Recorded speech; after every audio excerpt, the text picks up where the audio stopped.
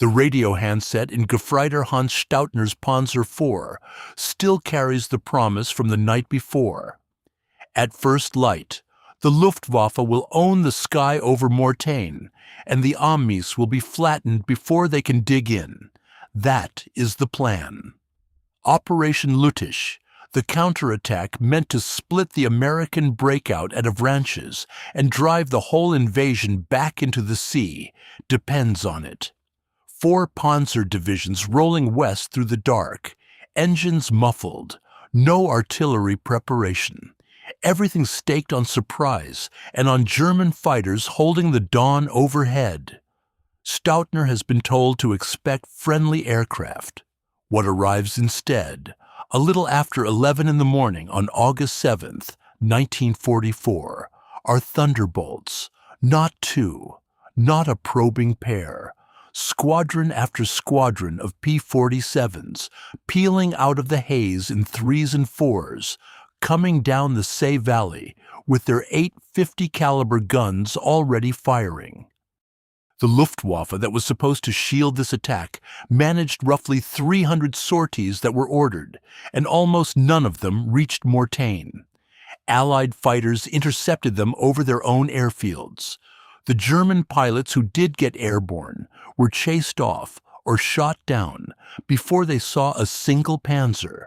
So the sky that should have been full of Messerschmitts was full of American fighter bombers instead, and it stayed that way from late morning until the light failed.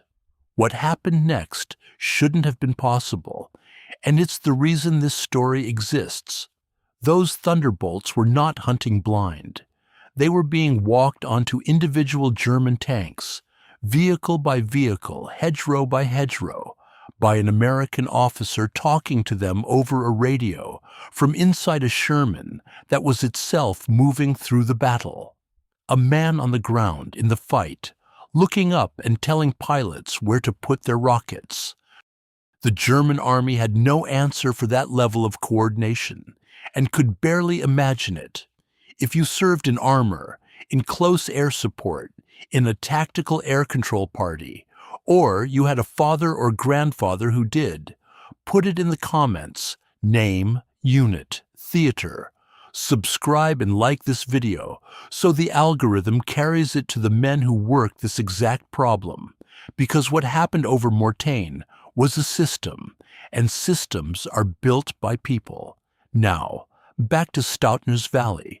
From the German side, the effect was closer to weather than to combat. You could not fight it. The Panzers had been ordered to move only at night for exactly this reason, and Lüttich forced them to attack and hold ground in daylight, in clear August weather, along roads hemmed by hedgerows that gave the tanks nowhere to hide. The post-war interrogations are blunt about what that felt like. German officers questioned after the battle used the word annihilating to describe the air attacks around Mortain, their word, filtered through a translator, but the meaning survives. One Panzer commander reported that his men would abandon vehicles and scatter into the fields the moment they heard aircraft, even before a single round was fired, because they had learned there was nothing else to do. Think about what that means for a tank crew. The Panzer IV was a capable machine. The Panther better still, with a 75mm gun that could kill a Sherman at range and frontal armor most American tanks struggled to penetrate head-on. On the ground, tank against tank, the Germans at Mortain were not outclassed. The problem never came from the ground. It came from a radio frequency they could not jam and a coordination loop they could not break. The Germans had close air support of their own, of course. The Stuka had practically written the manual for it in 1939 and 40. But by August 1944, that manual was 4 years out of date, and the Americans had rebuilt the whole concept around a simple radical idea. Put a trained pilot on the ground, inside the armor, on the same radio net as the fighters, and let him direct the strikes in real time.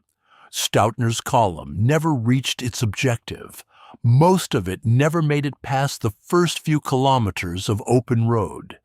And the reason traces back to one method, worked out in the weeks before, that turned a clear sky over Normandy into the most dangerous place a German tank could be. To understand how, we have to go back to the radio. Diesel exhaust and wet grass, the smell of a night march in the Norman bocage, engines running hot under canvas because the crews have wrapped them to muffle the sound. This is how the Germans wanted August 7th to begin, and for a few hours before dawn it worked. The plan carried a name that meant something to men who still believed in the offensive.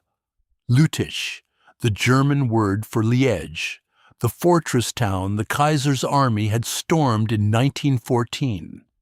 Hitler picked the objective himself: drive west from Mortain, cross roughly 20 miles of Norman farmland, seize Avranches, and cut the single corridor through which Patton's Third Army was pouring south into Brittany and beyond. On a map, it looked clean. Avranches was the neck of a funnel, and everything American flowing into the open country of France was squeezing through it. Cut the neck, and the divisions already past it would be stranded without fuel or ammunition, ripe for destruction. It was, on paper, exactly the kind of decisive stroke the Wehrmacht had built its reputation on in 1940, when the same roads had run the other way. The problem was the calendar. 4 years had passed, and the assumptions underneath the plan had not been updated to match. Field Marshal von Kluge, commanding in the West, understood this better than the man giving the orders from East Prussia. Kluge knew the counterattack was being assembled out of divisions already bled white in Normandy. The 1st SS, the 2nd SS, the 2nd Panzer, the 116th Panzer, scraped together into a force that on paper counted several hundred tanks and in reality fielded closer to 250 runners. He argued the timing was wrong and the air situation impossible. Hitler overruled him and demanded more panzers, which meant more delay, which meant the attack that needed darkness kept slipping toward daylight. One assumption killed Lüttich before it started. The Germans believed they could outrun air power. The doctrine was reasonable in 1940. Move armor fast, move it under cloud, hit before the enemy air arm can find you and mass against you. The Luftwaffe had written that lesson into the Poland and France campaigns, when the Stukas flew ahead of the tanks and nobody overhead answered back. German commanders in Normandy still carried the muscle memory of it. They planned the jump-off for the pre-dawn hours, specifically to cross the open ground in the dark, and they were promised morning fog off the coast to cover the advance until the columns reached defensible terrain. Weather reports called for low cloud and mist over the valleys at first light. The forecast was half right, and half right was worse than wrong. The fog came, and it did screen the opening moves. The lead panzers of the 2nd SS and the 1st SS actually broke into the American positions around Mortain in the dark and took ground, overrunning forward outposts and pushing several miles west before sunrise. For a couple of hours, the plan held. Then, the sun climbed, the temperature rose, and the Norman haze began to burn off from the west, from the direction of the coast, from Avranches, from exactly the airspace the Germans needed to stay shut. By late morning, the valleys were clear, and the columns that had been promised concealment were strung out along sunken roads, nose to tail, in broad daylight, on ground they did not yet control. What the German planners never entered into their calculation was the speed of the American reaction, not the speed of the fighter bombers, which everyone respected, but the speed of the loop that pointed them. They assumed air support worked the way theirs did.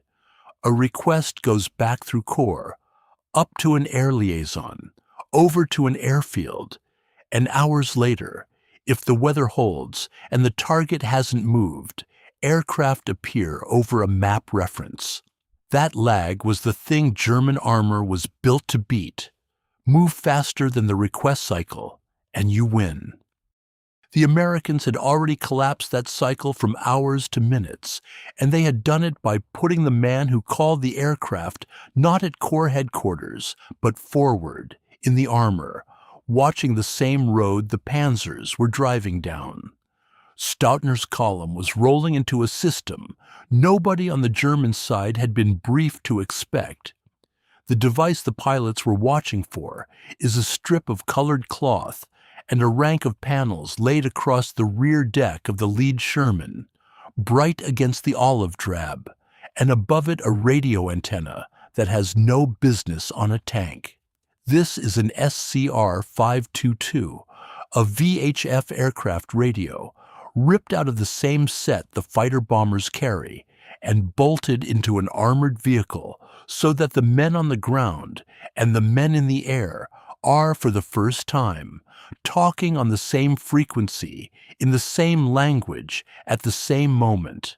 That is the whole trick, and small as it sounds, it changed everything about how a column moved. The system had a name that told you exactly what it did: Armored Column Cover. 9 Tactical Air Command flew it over Patton's spearheads through the breakout, and the arrangement was almost absurdly simple once you saw it. A flight of P-47s, usually 4 aircraft, orbited above the lead tanks continuously during daylight. When they ran low on fuel, another flight relieved them. The tanks were never without an umbrella, and the umbrella could see much farther down the road than any tank commander buttoned up in a turret. Riding in one of those lead Shermans sat an Army Air Forces pilot, not a tanker, a flyer, seconded to the ground column with the VHF set and a map. He was the pivot. He could hear the fighters could hear him. When the pilot spotted something ahead, a roadblock, a gun, a column of panzers stacked in a sunken lane, they called it down to the man in the tank, who checked it against what the ground force needed and cleared them in. Or the ground commander, blocked by something he could not see over the next hedge, asked the controller to send the aircraft looking. Either way, the conversation happened in seconds, between men who could both watch the target. Compare that to what Staudner's side had. German close support, when it came at all by August 1944, still ran a request up through the ground chain, across to the air command, and back down to an airfield, and the aircraft that eventually arrived were briefed on a map coordinate that might be an hour stale. The Americans had taken that same loop and cut out every step in the middle. The pilot who would drop the bomb and the soldier who wanted it dropped were now the same conversation. The men who built it were not shy about the numbers. Pete Quesada's Tactical Air Command reckoned that response times on a good day had fallen from hours to well under 10 minutes, and in the best cases, a target called in was under attack before it could reposition.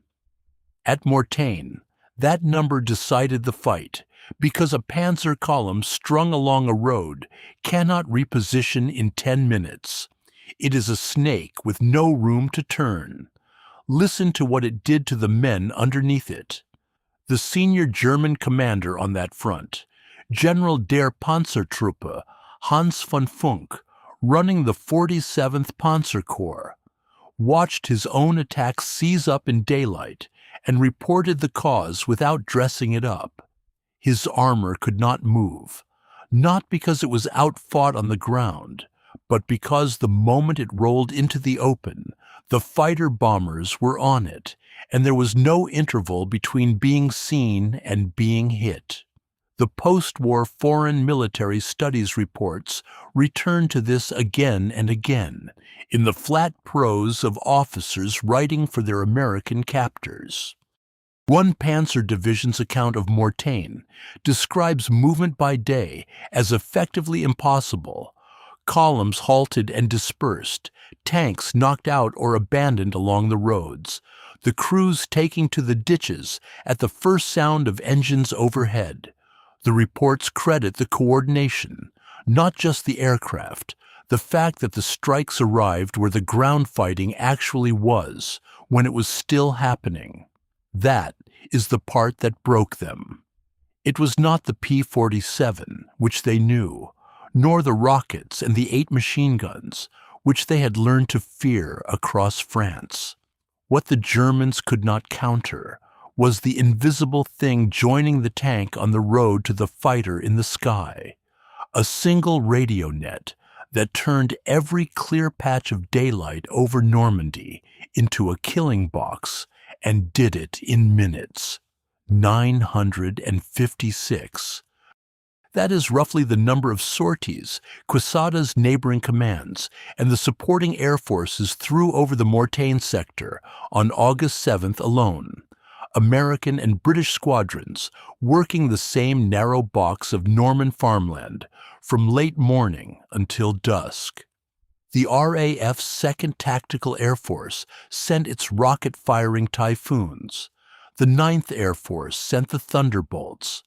But the machine that mattered most to Staudtner's column belonged to a command that gets less ink than it earned. 19 Tactical Air Command, flying cover for the 3rd Army's spearheads, while its sister command 9 TAC held the line at Mortain. Between them, the two commands were generating sortie counts that no German air arm in 1944 could approach.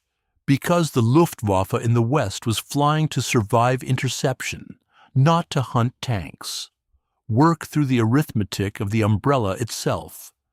4 aircraft over the lead tanks, relieved before their fuel ran low, meant a continuous rotation that demanded 8, 12, 16 sorties to keep one column covered through a single day of daylight, and there were many columns. The 9th Air Force could pay that bill. The Luftwaffe could not. The turnaround is where the gap turns from wide to absurd. American fighter bombers were operating from rough advanced landing grounds carved out of Norman pasture, strips of pierced steel planking laid weeks or days earlier by aviation engineers, sometimes within 20 or 30 miles of the fighting. A Thunderbolt could land, rearm with 8 belts of 50 caliber and a fresh load of bombs or rockets, refuel, and be back over the same panzers inside the hour.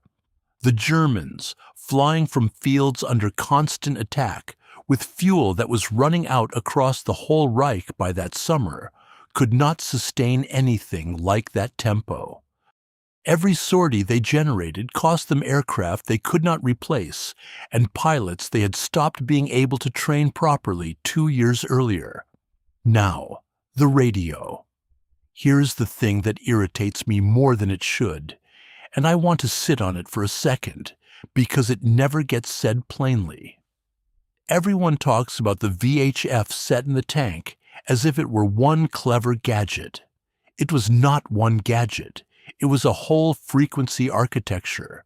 The SCR 522 gave 4 preset channels, and the Americans used them the way an orchestra uses sections.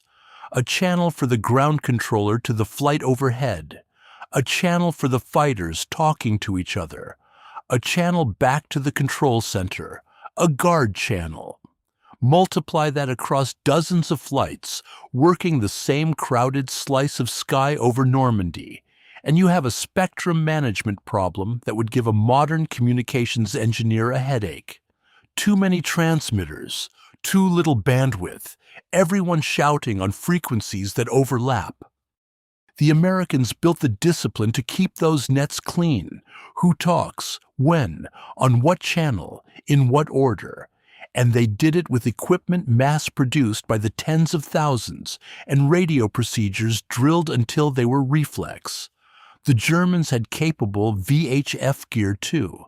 What they never built was the saturation, the sheer density of sets and trained operators that let an entire Army Corps and an entire Air Command share the sky without jamming each other into noise. That density was an industrial achievement before it was a tactical one. I find the whole business of frequency allocation fascinating, and I cannot fully explain why, except that it is the plumbing nobody photographs and everybody depended on. Back to the tanks and the men dying under the circling wolves. What the numbers add up to, from inside Staudner's Panzer IV, was a sky that refilled itself. Kill a flight, chase off a flight, wait out a flight running low on fuel. It did not matter, because another 4 aircraft slid into the orbit before the first 4 cleared the valley. The Germans measured air support in appearances. The Americans measured it in continuous presence. One Panzer officer's account describes waiting, hopelessly, for the aircraft overhead to simply run out and go home, and they never did. The relief cycle was tighter than the German ability to move between waves. That is what the sortie totals mean, at the level of one tank on one road. Not a raid that comes and goes, but a ceiling that stays, refreshed by an industrial base and a radio net working in concert, hour after hour, until the light finally failed over Mortain. The first sound is the dive, a P-47 pushing over into a howl that arrives before the aircraft is visible through the smoke already hanging in the valley, and then the road itself comes apart. Steel-jacketed 50 caliber walks up the length of a stalled column, sparks off armor plate, and finds the softer things between the tanks, the fuel truck, the half-track, the men flat in the ditch with their hands over their heads. A 500-pound bomb goes into the sunken lane 100 meters ahead of Staudner and lifts a section of hedgerow, dirt, and a motorcycle into the air together. The pilot who dropped it was told where to aim less than 2 minutes earlier by a man riding a Sherman he will never see.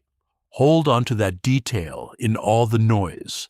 The coordinates that killed this column came from the American side of the line, generated by a controller watching the same stretch of road, never once requested or surrendered by the Germans in it. Staudner's crew never gave up a map reference. They never radioed a position that was intercepted. The fighter bombers were not decrypting German traffic or guessing from a week-old photograph.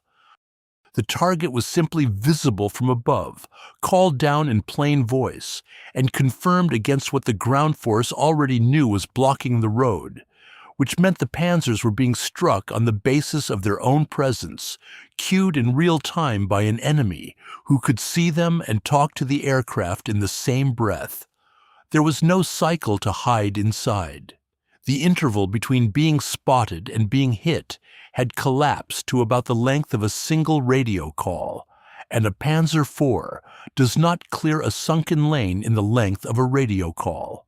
Now, the ordnance itself, because there is a debate buried in this that irritates me more than it should. Everybody remembers Mortain for rockets.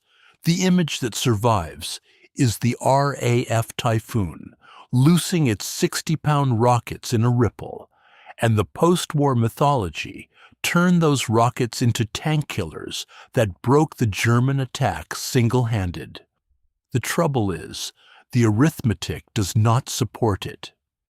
Air-to-ground rockets in 1944 were wildly inaccurate. The 60-pounders scattered so badly that hitting a specific moving tank was closer to luck than aim, and post-war survey teams who walked the wreckage at places like Mortain and the Falaise Pocket found that the number of tanks actually destroyed by rockets was a small fraction of what the pilots claimed. Bombs and strafing did more of the real armor killing than the rockets that got the headlines. What the rockets were superb at was terror. A ripple of rockets coming down on a stationary column scattered the crews, emptied the tanks, and stopped the advance dead, whether or not any single warhead punched through armor. And stopping the advance was the entire point at Avranches. So the loadout choices were not interchangeable, and the Americans and their Thunderbolts leaned toward the combination that suited the job. A pair of bombs for the hard kill on the road or the bridge, 850s for everything soft and everything running. And where rockets were carried, they were the psychological hammer that pinned men in the ditches long enough for the bombs to work. British Typhoons carried the rockets as their signature. The 9th Air Force Thunderbolts more often carried 500-pounders and that murderous battery of machine guns. Different tools, same result on Stoutner's Road. Back to the smoke. For the men in the column, the distinction between a rocket and a bomb was academic because the effect from inside a button tank was identical. The concussion through the hull, the ringing that did not stop, the crew commander screaming at the driver to reverse into cover that was not there.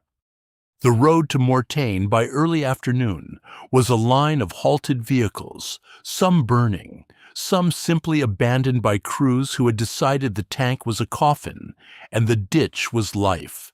The offensive that was supposed to reach Avranches by nightfall had not cleared its start line by much. It was pinned to the ground it stood on, hour after hour, struck on coordinates it never gave and could not stop giving away, because the giving away was nothing more than sitting on a road in daylight, where an American in a Sherman could see it. Just past dawn, before the sky filled, the lead elements of the 2nd SS and the 1st SS pushed west out of Mortain and briefly took ground, rolling through Saint-Barthélemy, while a low morning haze hung in the valleys and kept the fighter-bombers grounded. For about 4 hours, the plan worked exactly as promised. The mist was the last friend the German attack would have. By late morning, the haze burned off, and the first flights of Typhoons and Thunderbolts came into the clear air over the corridor. What the controllers found beneath them was a target arranged as if for a gunnery exercise. Tanks, half-tracks, and supply vehicles stacked nose to tail on roads walled in by hedgerows, unable to spread out, unable to turn, packed into the sunken lanes the bocage forced them into. A German column in open country can disperse. A German column in the Norman lanes could only sit and take it. From roughly noon onward, the sky over the corridor did not empty again. The controllers stacked the flights in layers. One flight worked the head of the column, while another orbited above it waiting its turn. And as the first ran low on fuel or ammunition, it peeled off west toward the landing grounds, and the next slid down into the attack. And behind that, one came another off the pierced steel strips only 20 miles away. The German officers on the ground counted the aircraft and stopped counting. One account from the 2nd SS describes an almost unbroken procession overhead, from midday until evening, aircraft queuing to attack the way trucks queue at a depot. The tempo the 9th Air Force had built on paper was now a physical fact pressing down on the road. By early afternoon, the corridor had a sound of its own, the howl of a thunderbolt in its dive, then the tearing rip of 850s, then the flat concussion of a 500-pounder in a hedgerow, and under all of it, the smaller sounds, ammunition cooking off inside a burning Panzer IV, a wounded man calling, the ringing that would not leave a crewman's ears after the near miss. Then a pause of a few seconds. Then The next flight pushed over, and it began again. It did not stop to let anyone breathe. Movement in daylight became suicide, and the German commanders knew it within hours. Von Funk's corps could not feed reinforcements forward because anything that moved on the roads was seen and struck inside minutes, and the vehicles already stalled at the front blocked the vehicles behind them, so the corridor jammed itself into a stationary target the length of several kilometers. The attack that was supposed to reach Avranches by nightfall and split the American army in two had not cleared its own start line by any distance that mattered. It was fixed to the ground, in daylight, exactly where the controllers wanted it. By mid-afternoon, the German spearhead had stopped attacking and started surviving. Crews abandoned running tanks rather than sit in them, and the ditches on either side of the lanes filled with men who had decided the armor was a death trap. The post-war Foreign Military Studies reports, written by the officers who lived it, use flat words for that afternoon: movement paralyzed, columns dispersed and burning, the attack broken not by American armor, but from the air. The 2nd SS Panzer Division alone reported losing a large fraction of its tank strength in the corridor, most of it to aircraft, much of it abandoned intact along the roads because there was no way to recover it under the umbrella. The offensive was effectively dead before dark on August 7th, its first day. It would take a few more days of grinding for the front to settle, but the decision came in those daylight hours, on that road, under a ceiling of aircraft that refreshed itself every time the Germans thought it might thin out. Somewhere in the stalled column, in a Panzer IV that had rolled west at first light believing the Luftwaffe would own the sky, the promise on the radio from the night before had come to nothing. The sky belonged to men in Thunderbolts, cued by a flyer riding a Sherman a few kilometers away, and it had belonged to them since the mist lifted. Staudner's war, and the war of the offensive he rode into, ended in a Norman lane he could not drive out of. They said it themselves, in their own words, to their own captors, and the words do not flatter the men who wrote them.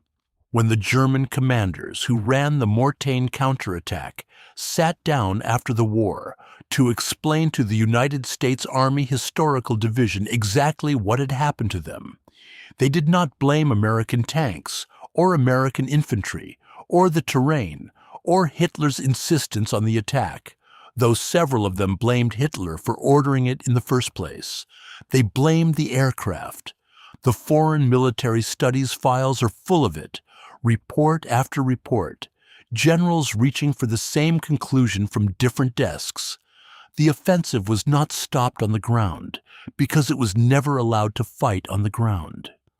General Feldmarschall Günther von Kluge, who commanded the whole German front in the West, and who would be dead by his own hand within weeks, put it into a message during the battle itself, and it survives because it went up the chain. What he told his superiors was that the attack could not proceed because of the massed employment of enemy aircraft, that his armor could not move, that the whole operation had been brought to a standstill from the air. This was not a post-war excuse composed at leisure. This was the commanding field marshal reporting failure in real time, naming the cause, while the burning column still smoked in the lanes below Mortain. When the man running your entire theater signals up that fighter bombers have paralyzed his spearhead, the argument is effectively over. The lower commanders filled in the texture. The reports describe columns that could not close up, reinforcements that could not be fed forward, recovery vehicles that could not reach the stranded tanks, all for one reason. Daylight movement invited the aircraft, and the aircraft never left. What comes through the FMS files most clearly is helplessness, an army that had built its entire reputation on speed and maneuver, discovering that its speed had been confiscated by an enemy it could barely reach. Those reports are worth more than any American after-action summary. They are the losing side, explaining the loss, with no incentive to credit the enemy beyond what the truth forced on them. The wiretaps say it even more plainly, because the men doing the talking did not know they were being recorded. At the British interrogation center at Trent Park, and at the American facility that ran the same game, captured German officers spoke freely to each other in rooms wired to catch every word. And the recurring theme in 1944 is the Jabo, the fighter bomber, and the total inability to operate underneath it. The historian Sönke Neitzel, who worked through those transcripts for his book on the TAP generals, found German officers describing conditions in Normandy in language close to despair, men who had commanded on the Eastern Front admitting that they had never experienced anything like the weight of air attack in the West. These were not speeches for the record. This was one professional soldier telling another in private that the sky had beaten them. What none of them could quite name was the mechanism. They understood the aircraft and the numbers, and they understood the fuel and the airfields close to the front. What they seemed never to have fully grasped was the man in the tank with the aircraft radio, the controller riding forward with the armor, who collapsed the whole cycle from spotting to strike into a single voice call.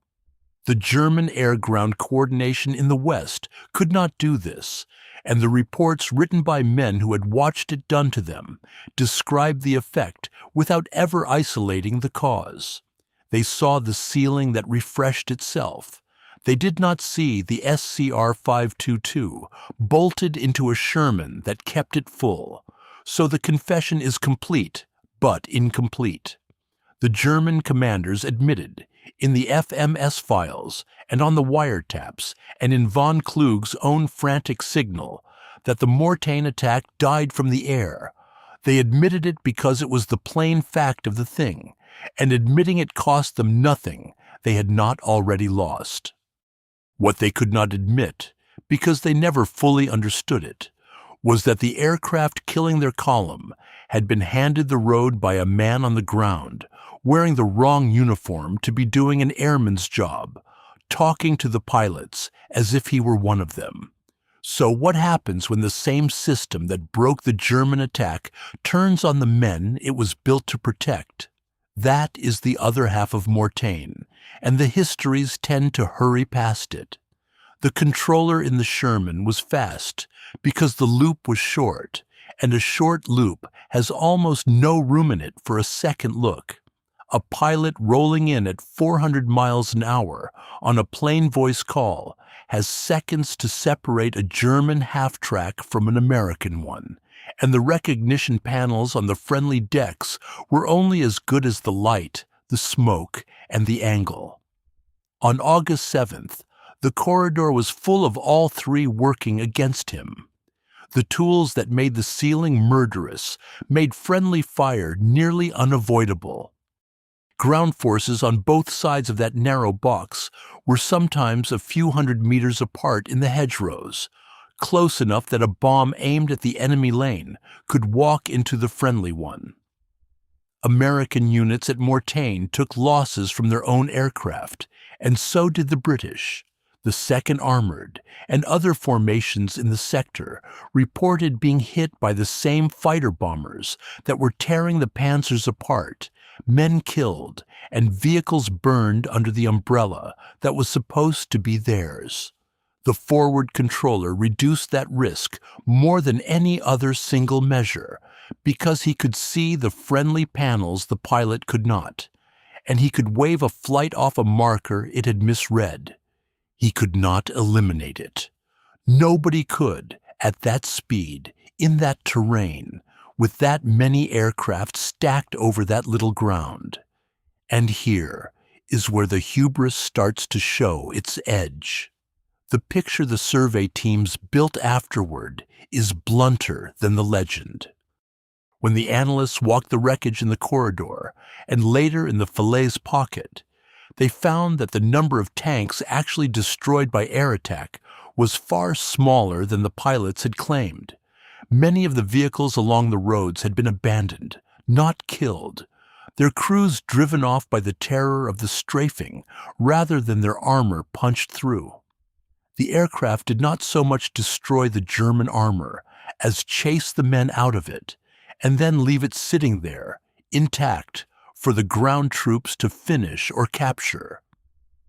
The airmen who came home from Mortain believing their fighter bombers had killed hundreds of tanks were reading their own gun camera confidence back into the wreckage, and the belief hardened into a doctrine that air power alone could stop an armored thrust anywhere, anytime. It could not, and the same summer proved it. Weather grounded the fighter bombers for days at a stretch, and when the sky closed, the ceiling that had felt permanent simply was not there. The Germans learned to move at night, to hug the hedgerows, to bunch under cover and wait for cloud, and where they did it well, the aircraft found nothing to kill.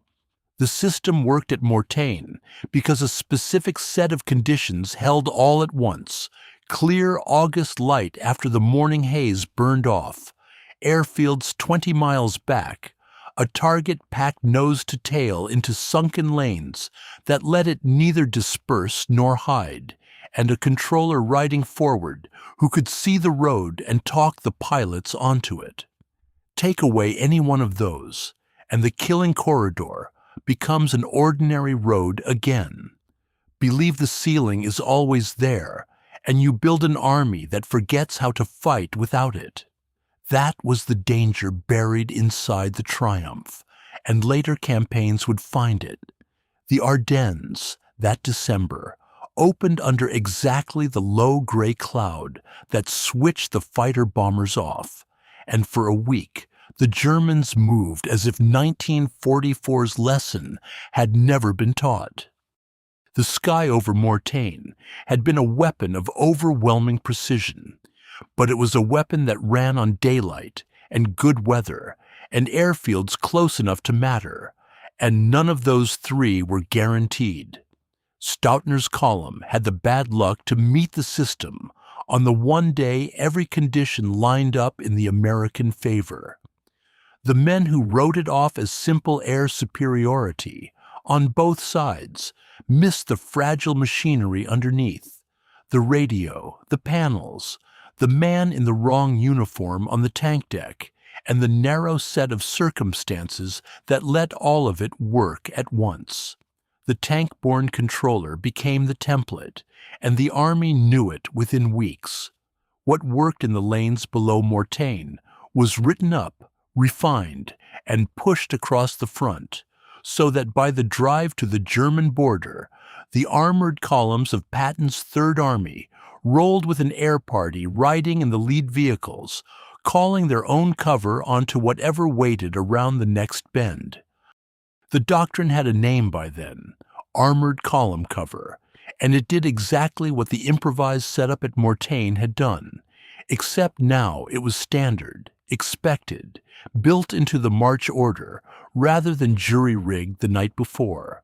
The pilots learned to trust the voice on the ground, because the voice on the ground could see what they could not, and the tankers learned that the fastest anti-tank weapon they owned was a radio call, not a gun.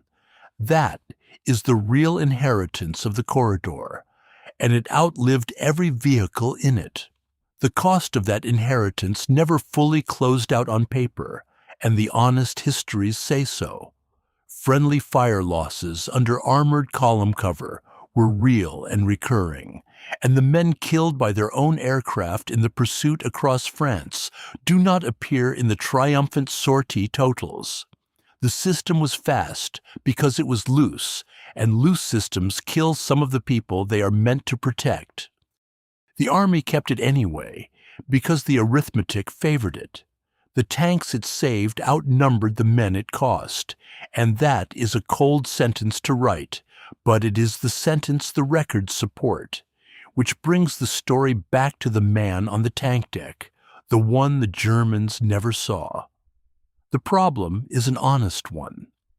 The specific forward controller riding the lead Sherman at Mortain, the individual voice that talked the Thunderbolts onto Staudtner's lane, is not cleanly named in the surviving records the way the legend wants him to be.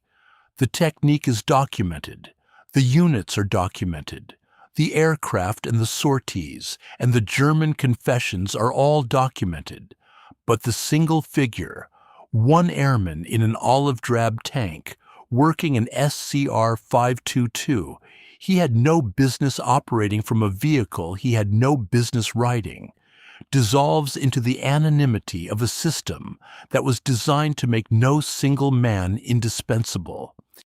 The air support parties rotated, and the tanks they rode changed, but the frequency stayed the same even as the men on it did not.